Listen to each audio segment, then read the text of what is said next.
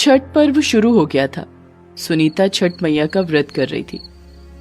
आज खरना समाप्त हो गया था। आधी रात का समय था। सुनीता छठी माता का ध्यान कर रही थी। हर ओर सन्नाटा छाया हुआ था। दूर कहीं से कभी कभी कुत्ते के रोने की आवाज आती, फिर खामोश हो जाती। उस सुनसान रात में सुनीता की सास रंजना देवी, उसकी ननद विनी, सुनीता का पति आनंद और सुनीता की सौतन नंदिनी चुपचाप खामोशी से बढ़े जा रहे थे। सुनो आनंद, कोई गलती नहीं होनी चाहिए। आज उस चुड़ैल का टिकट यमलोक के लिए कटा कर ही रहेंगे। तुम बिल्कुल फिक्र मत करो नंदिनी, हमने सारी तैयारी कर ली है। आज सारे झंझटों से मुक्ति मिल ही जाएगी हमें।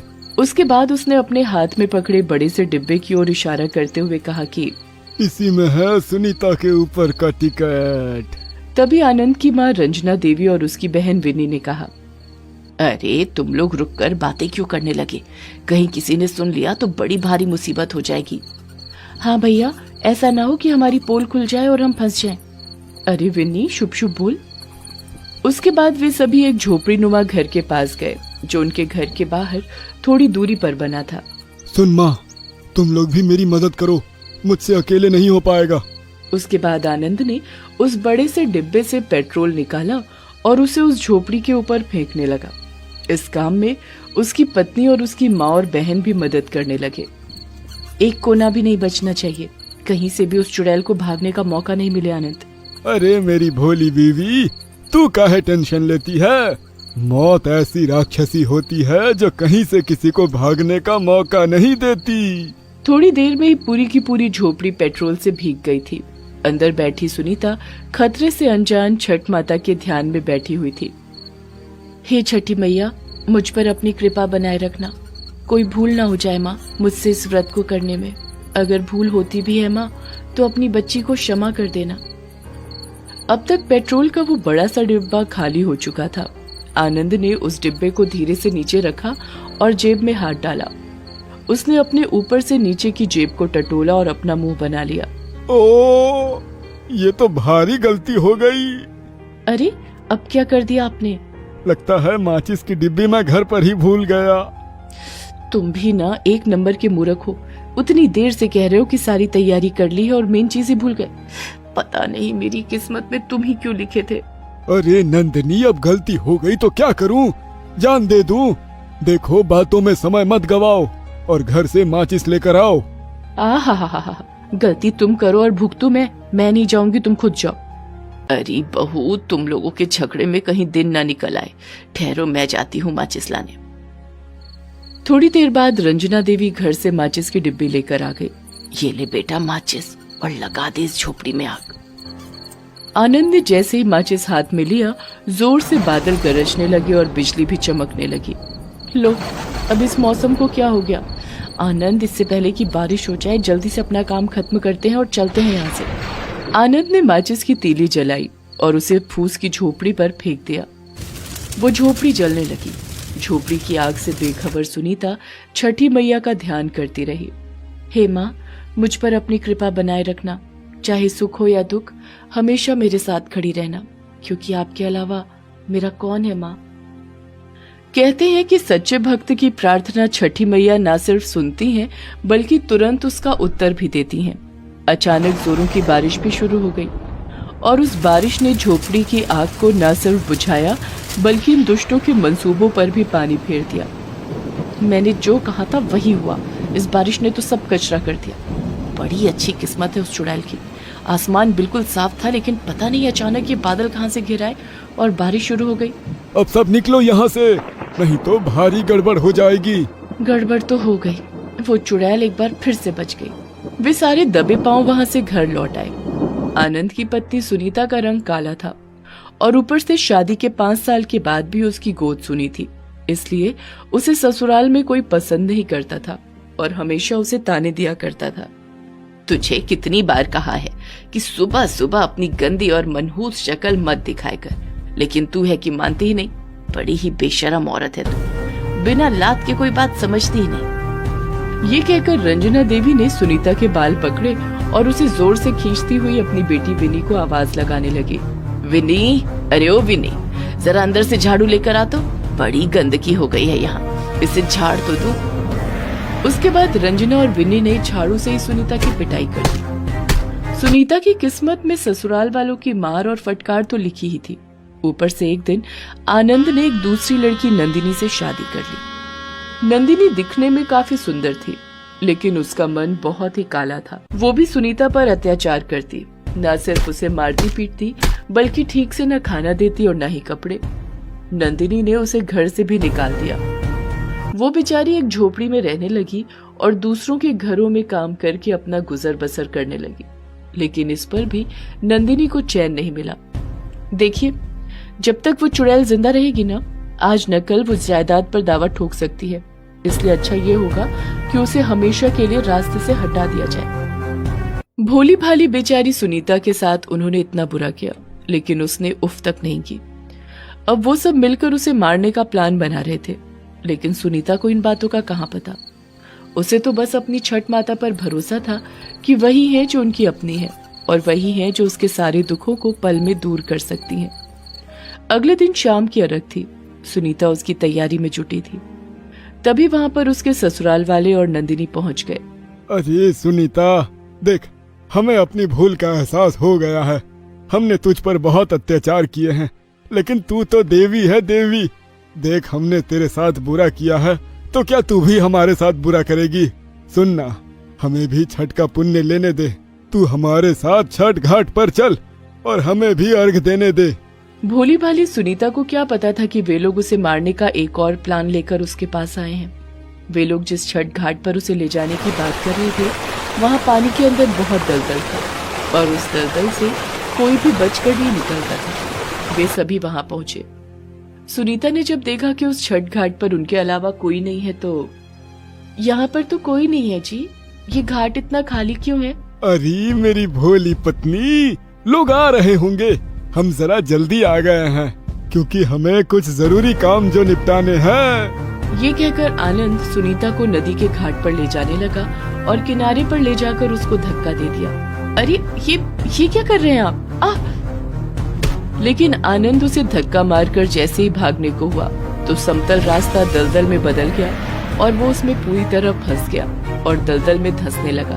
अरे माँ, नंदिनी, नंदिनी, ये देखो, मैं यहाँ दलदल में फंस गया हूँ। मुझे बचाओ, मुझे बचाओ। धीरे धीरे आनंद जमीन के अंदर धंसने लगा। उसकी पत्नी ने ये देखा तो वो भाग खड़ी हुई। अरे तुम्हारे चक्कर में मुझे नहीं मरना, तुम मरो, मैं चली। वो वहाँ से भाग खड़ी हुई, लेकिन जब वो तेजी से भाग रही थी उसी समय जोरों का तूफान उठ गया। जोर जोर से हवा चलने लगी। उस तेज हवा में एक पेड़ उखड़ गया और नंदिनी के ऊपर गिर गया। नंदिनी के प्राण वहीं निकल गए। उधर आनंद को बचाने के लिए रंजना देवी और विनी उसके पास गए, लेकिन वो भी उस भयानक दलदल में फंस गए और पूरी तरह जमीन में धंसने लगे। अरे बचाओ, बचाओ, अरे कोई हमें बचाओ, बहू हमें बचाओ, हमसे गलती हो गई, हमें बचाओ। सुनीता छठ माता की कृपा से सुरक्षित रही, लेकिन वे सभी उसी जाल में फंस गए जिस जाल में वो सुनीता को फंसाना चाहते थे। लेकिन सुनीता को ये गवारा कहाँ था कि उसके सामने उसके ससुराल वालों पर कोई मुसीबत आ जाए। हे छठी मैया, आज इतना बड़ा दिन है, मैंने आपकी पूजा अगर सच्चे दिल से की है तो इन सभी को बचा लीजिए माँ, बचा लीजिए, अपनी बच्ची की प्रार्थना सुन लीजिए। एक बार फिर से छठी मैया ने अपना चमत्कार दिखाया और वहां प्रकट होकर उन सभी की जान बचाई। छठ मैया को अपने सामने देखकर सुनीता फूट फूट कर रोने लगी, तो वहीं दूसरी ओर सुनीता के ससुराल वालों की आंखों में पश्चाताप के आंसू थे। जिस बहू को मारने के लिए उन्होंने कोई कसर नहीं छोड़ी थी, उसी बहू की वजह से वो सभी जिंदा थे। हे छठी मैया, मैं तो धन्य हो गई जो आप मेरी पुकार पर स्वयं प्रकट हो गई। अरे पुत्री, माँ को तो अपने बच्चों की पुकार पर आना ही होता है, इसमें आश्चर्य कैसा? सुनीता के ससुराल वाले छठ माता के चरण में गिरकर उनसे माफी मांगने लगे। हे माँ, हमारी गलती माफी के लायक नहीं है, फिर भी हमें माफ कर दीजिए, माफ कर दीजिए माँ। माफी मुझसे नहीं, मेरी बेटी से मांगो, अगर उसने माफ कर दिया तो मैं भी माफ कर दूंगी। सुनीता ने उन सभी को माफ कर दिया। उसके बाद छठ माता की आंखों से रोशनी निकली और सुनीता की कोख में समा गई। फिर छठ माता अंदर ध्यान हो गई। उन सभी ने छठ माता की पूजा की और वापस लौट आए। सुनीता के ससुराल वाले अब बिल्कुल बदल गए थे। 9 महीने बाद छठ माता की कृपा से सुनीता ने एक पुत्र को जन्म दिया। वे सभी खुशी खुशी रहने लगे। ये कहानी है दीनू की। दीनू एक गरीब मोची था, लेकिन वो था बहुत ही ईमानदार और दिल का सच्चा। दूसरे की मदद के लिए वो हमेशा तैयार रहता। कई बार तो खुद भूखा रह जाता, लेकिन अगर उसके सामने कोई जरूरतमंद इंसान या जानवर आता तो वो उसकी मदद करने लगता। एक बार की बात है, दीनू दोपहर में खाने बैठा ही था कि तभी एक कुत्ता उसके पास आया और उसकी ओर देखकर भौंकने लगा। क्या हुआ, भूख लगी है क्या? उसने कुत्ते को पुचकारते हुए अपने पास बुलाया और अपने हिस्से की सारी रोटी उसे खाने के लिए दे दी। ले खा ले, भरपेट खा ले, भूखा नहीं रहना।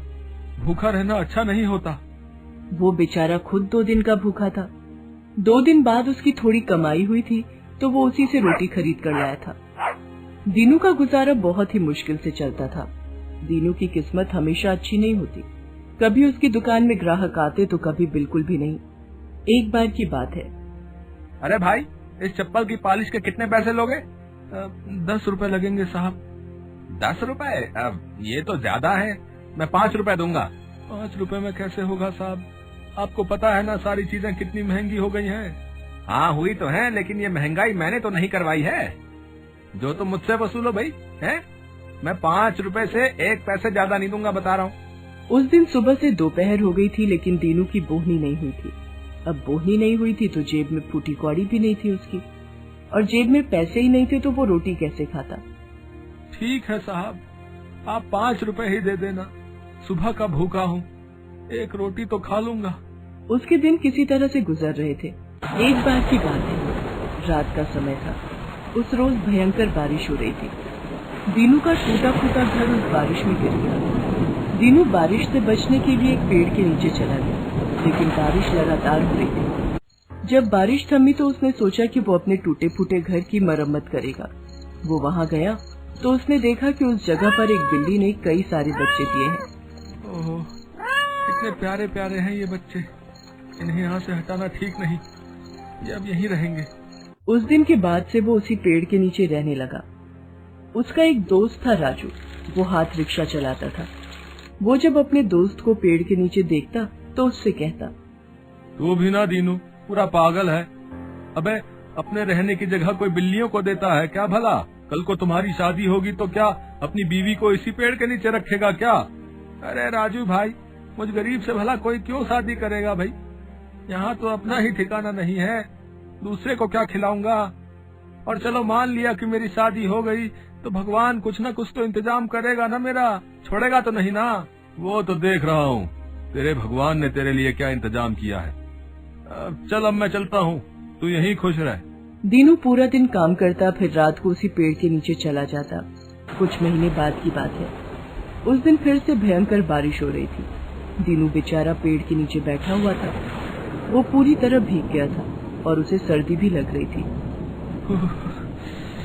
कितनी ठंड लग रही है मुझे। ये बारिश बंद क्यों नहीं हो रही है?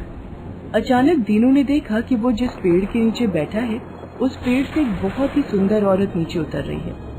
रात का समय, भयंकर बारिश, और वैसी स्थिति में एक औरत को इस तरह पेड़ से उतरते देख दीनू के दिल की धड़कन बढ़ गई और ठंड और डर दोनों से कांपते हुए सोचने लगा, कौन है ये औरत? क्या ये इस पेड़ पर रहती है?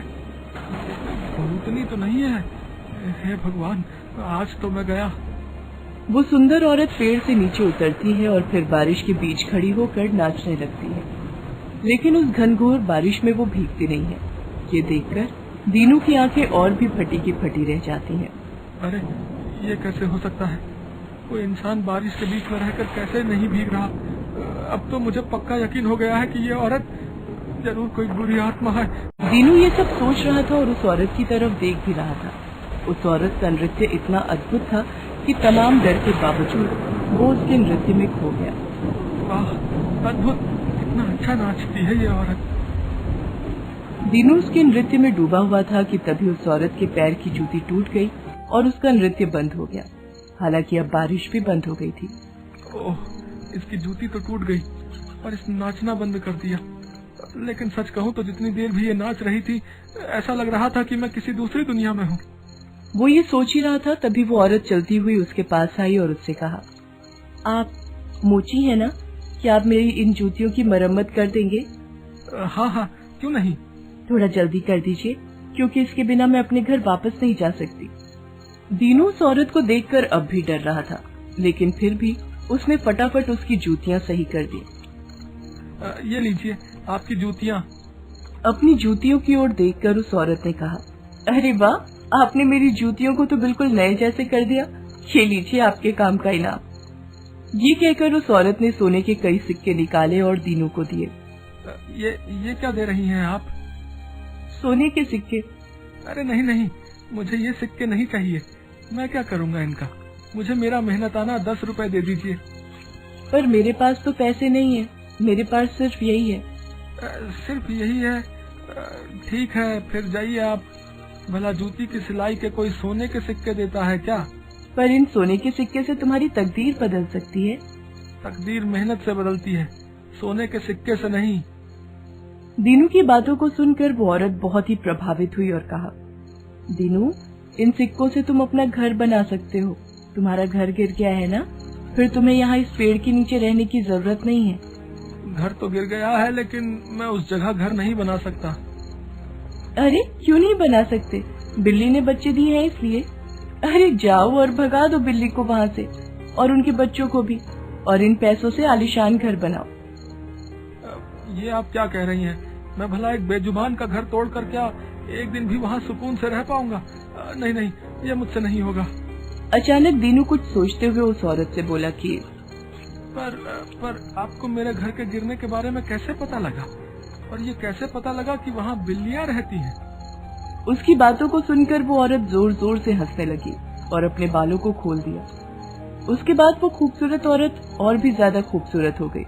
उसके शरीर पर सोने के वस्त्र आ गए। दीनू ने जब ये सब देखा तो, आप कौन है आप? दीनू, मैं अप्सरा हूँ। विघ्नयनी नाम है मेरा। मैं इसी पेड़ के नीचे बने एक महल में रहती हूँ। मैं कई दिनों से तुम्हें यहाँ देख रही हूँ और तुम्हारी दयालुता को भी। मुझे बहुत आश्चर्य होता है कि आज की स्वार्थी दुनिया में तुम्हारे जैसे लोग हैं। दीनू, मैं तुमसे बहुत प्यार करने लगी हूँ। क्या तुम मुझसे शादी करोगे? अरे नहीं नहीं, मैं कहाँ और आप कहाँ? देखो दीनू, इनकार मत करो, नहीं तो मेरा दिल टूट जाएगा। उस अप्सरा की बात सुनकर दीनू सोच में पड़ गया। आज तक उसने किसी को दुखी नहीं किया था, तो फिर वो उस अप्सरा को कैसे कर देता? ठीक है, मैं आपसे शादी के लिए तैयार हूँ। दीनू की शादी उस अप्सरा से हो गई। वो अप्सरा शादी के बाद उसे अप्सरा लोक में ले गई। दीनू आज वहीं रहता है।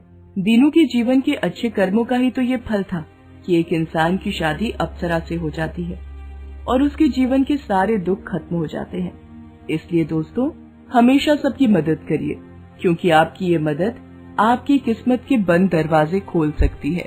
दोस्तों, आप हमारे चैनल को जरूर सब्सक्राइब करें